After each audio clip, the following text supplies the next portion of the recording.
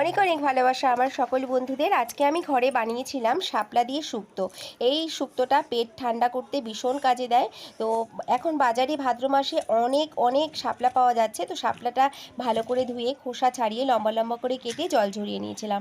তারপর কড়াইতে অল্প একটু সর্ষের তেল দিয়ে তাতে দিয়ে দিয়েছি রাঁধুনি, আদা থেতো করা, তেজপাতা আর একটু সর্ষে একসাথে ভালো করে নাড়াচাড়া করে লাল হয়ে গেলে এর মধ্যে দিয়ে দিয়েছিলাম শাপলাটা একটু নাড়াচাড়া করে নুন আর হলুদ দিয়ে এর মধ্যে দিয়ে দেব কয়েকটা উচ্ছে পাতা দিয়ে নাড়াচাড়া করে অল্প একটু জল দিয়ে ঢাকা দিয়ে রেখেছিলাম। আর শিলে বেটে নিয়েছিলাম একটু আদা আর রাঁধুনি, এটাই মেন মশলা।